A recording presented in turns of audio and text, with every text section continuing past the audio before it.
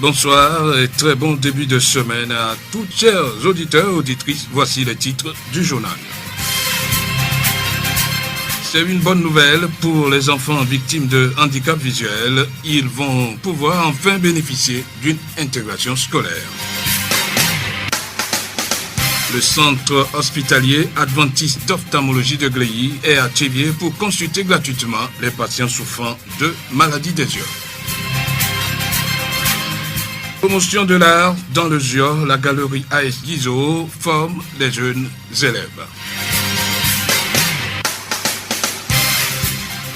Voilà pour les titres, bienvenue à toutes et à tous. Radio Horizon à Thiviers sur 101.1. Plusieurs maladies affectent nos yeux, réduisent notre vision, pire, nous rendent aveugles. Le glaucome, la myopie, la rétinopathie diabétique, la cataracte, la dégénérescence maculaire liée à l'âge sont quelques-unes de ces maladies des yeux qui constituent une véritable casse-tête pour l'homme. Leur prise en charge nécessite des moyens financiers. En vue de favoriser aux populations l'accès aux soins ophtalmologiques, le centre hospitalier adventiste d'ophtalmologie de Gléy organise une campagne de consultation ophtalmologique gratuite à la polyclinique de Tchéviers. La campagne a démarré ce lundi 20 avril.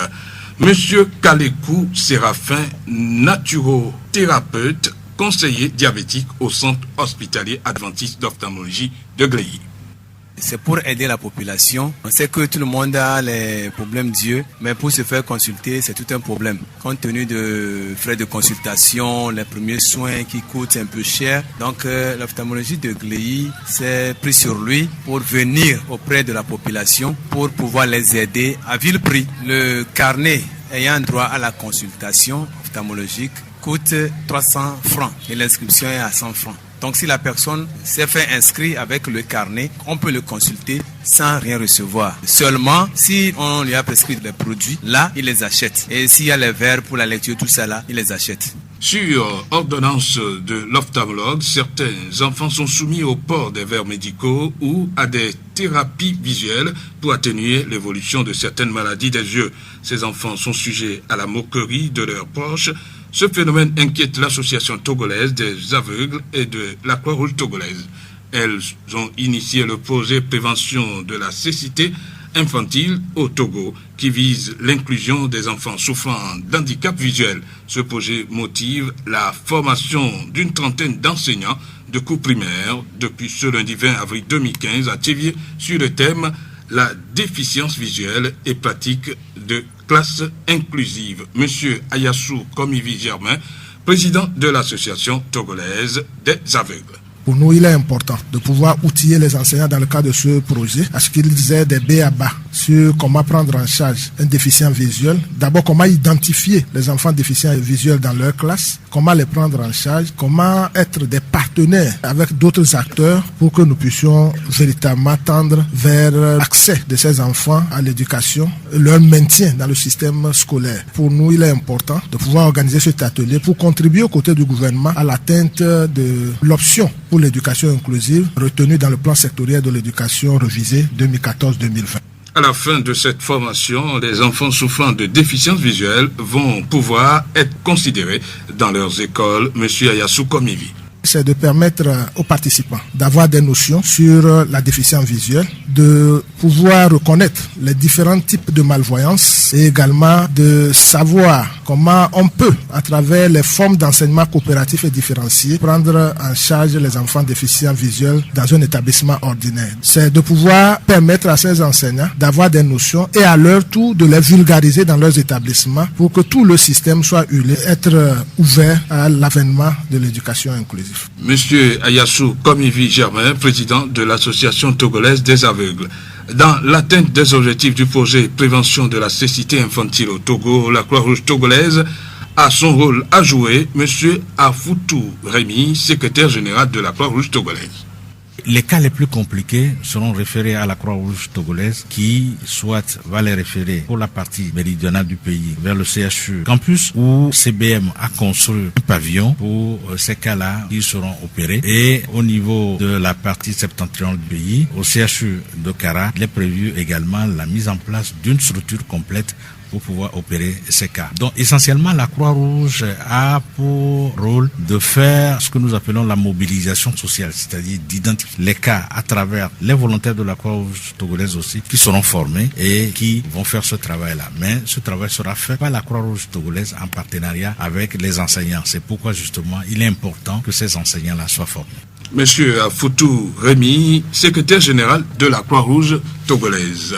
Pour répondre aux nouvelles donnes de prestations de services dans l'administration publique, l'ONG Agir Plus renforce depuis quelques années les capacités des agents de la préfecture du Gior.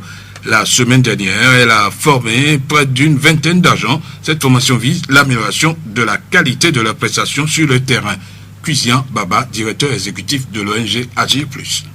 La préfecture fait de son mieux en recrutant des jeunes qui sont très volontaristes. Donc, nous avons initié l'atelier pour renforcer la capacité des administratifs en technique de conception et d'élaboration d'actes administratifs. Il y a beaucoup de documents qui ne sont pas bien rédigés. Surtout aussi les correspondants administratifs concernent aussi les lettres. Ensuite, les invitations. Les invitations seront tangibles. Nous ne verrons plus des affiches avec des phrases incongrues, des solécismes, je dirais aussi du barbarisme. Ici, c'est leur apprendre à regarder et non pas à entendre. Généralement, tout le monde n'a pas eu la chance d'aller plus loin. Donc, on va leur apprendre cela, la correspondance, le communiqué, comment est-ce qu'on doit élaborer un communiqué, rédiger un communiqué, les instructions, les types d'instructions, plusieurs modes de correspondance administrative leur seront. On va faire beaucoup d'exercices pratiques, présenter des cas pour que chaque fois, on ne leur dit pas de tout connaître, mais c'est à force d'exercices qu'ils amélioreront leurs prestations vis-à-vis des usagers de la préfecture du Gior.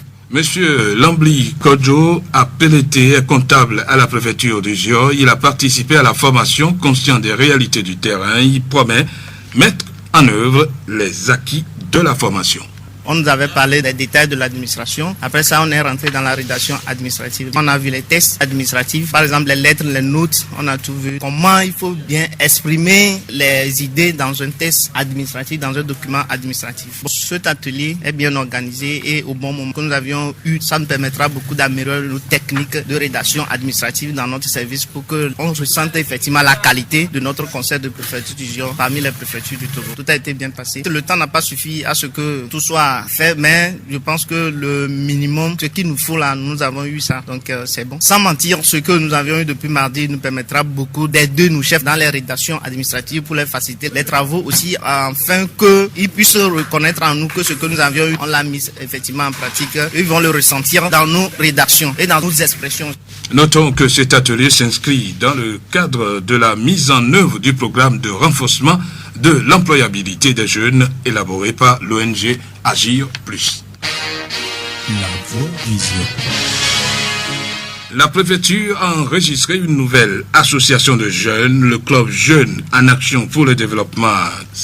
Jade Tchévier a procédé au lancement de ses activités samedi 18 avril 2015 dans notre ville. Objectif, apporter un plus à l'évolution de la ville de Tchévier dans la santé, l'éducation, l'économie et le social. Ces jeunes dynamiques se disent prêts à aider la population de Tchévier dans les domaines de la promotion de langues nationales et étrangères en milieu scolaire urbain, l'assainissement de la ville de Tchévier, l'assistance aux maladies dans les hôpitaux, lutte contre la pauvreté, l'organisation des formations en vue de relancer l'économie. Monsieur Ador Parfait, coordonnateur du club Jeunes en Action pour le Développement Tchévier. Nous sommes ici dans le cadre d'aider les gens à sortir de la pauvreté dans les domaines de la sociologie, dans l'économie, dans l'agriculture et dans les domaines de santé. Pour intégrer notre club, il suffit juste d'être quelqu'un qui est libre. Un artisan a un programme, il veut évoluer, il peut bénéficier d'un prêt plus rapidement qu'un élève. Ce qui fait que c'est un prêt, bien sûr, sans intérêt, qui sera accordé à nos membres. Et aussi, nous allons aider les orphelins qui sont surtout de pères et de mères absents à évoluer, à devenir quelqu'un à l'avenir comme on nous a aidé à le devenir. Donc j'invite la population à venir pour adhérer à notre club parce que nous sommes des natifs de Tchévier et nous voulons quelque chose, un changement, parce que nous nous sommes lancés suite aux remarques de la non-évolution de notre société.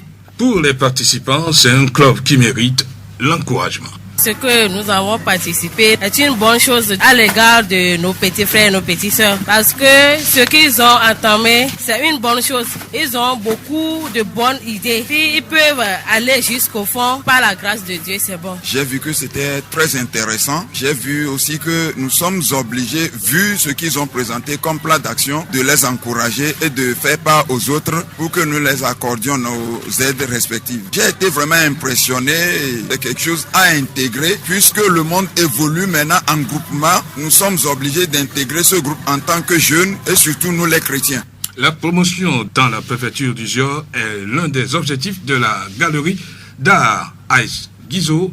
Elle forme depuis le 24 mars 2015 à Thiviers des jeunes élèves à ce noble métier. Nous sommes rendus sur le site de la formation pour constater le déroulement des travaux. Écoutons M. Decho Kossi, sculpteur et formateur à AS Guizot. Pour lui, il faut démocratiser l'art moderne en formant la relève de demain.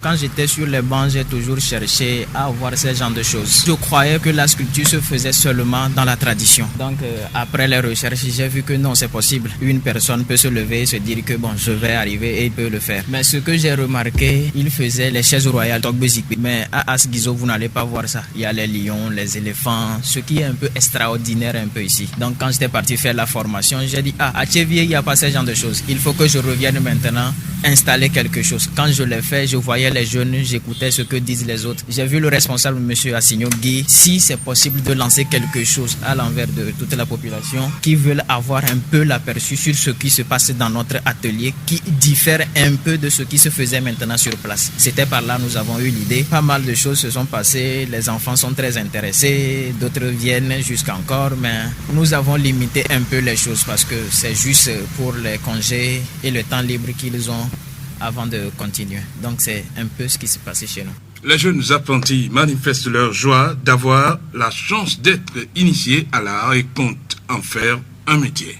Je suis heureux de faire ce travail parce que ça pouvait m'aider demain pour être quelque chose. Depuis le cours primaire, c'est seulement le bâti que nous faisons. Mais maintenant, quand on a commencé ça, on faisait la sculpture avec la bâti. Mais pour le moment, j'aime tellement la bâti. Après mes études, c'est seulement ça, rien que le dessin. Moi aussi, j'ai venu sur cette formation pour pouvoir devenir quelque chose de demain dans le domaine de batik et de sculpture. Je ne sais pas dans quel domaine je vais évoluer plus, donc j'ai choisi assimiler les deux. Mais pour dire, c'est que je vais demander à mes parents de m'aider à réaliser quelque chose de la sorte pour l'achat des matériels de fabrication pour que quand les filles comme moi voient ça, que ça leur intéresse de le faire comme moi. Depuis mon enfance, j'aime travailler avec mon oncle des bâtis. Dessin aussi, je l'aime beaucoup. Mais comme on a eu l'occasion qu'on veut former les gens et on m'a appelé, moi aussi je suis là. On a commencé, on a fait des choses. Je suis très content. J'aime la sculpture parce que moi-même j'ai la sculpture en moi. Donc j'aime la sculpture plus les autres matières. Si je finis ici, s'il n'y a pas le travail, bien si je finis mon étude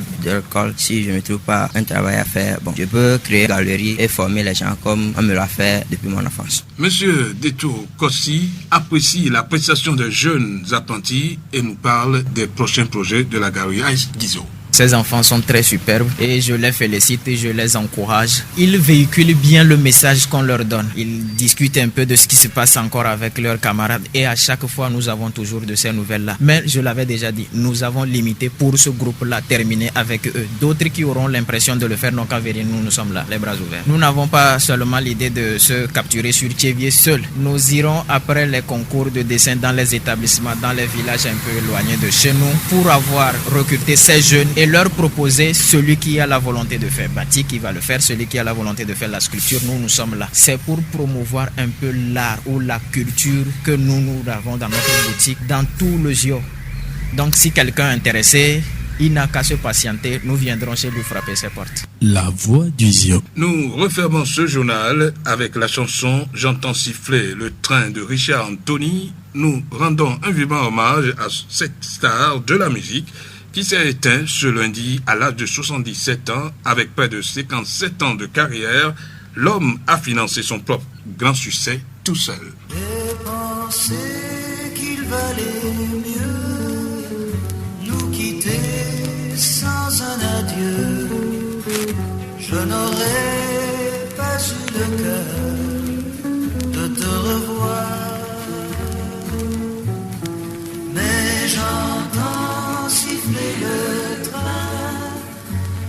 j'entends siffler le train, que c'est triste un train qui siffle dans le soir. En 1978, le chanteur s'installe aux États-Unis, à Los Angeles, avec son épouse de l'époque et leurs 3 enfants. Décidé à exporter les chansons françaises, il s'attaque à l'adaptation du tube de Joe Dassin, L'été indien, devenu Indian Summer. Il a également enregistré un album en anglais, encore inédit. Richard Anthony a eu une vie sentimentale riche. Il s'est marié 2 fois et a eu 9 enfants.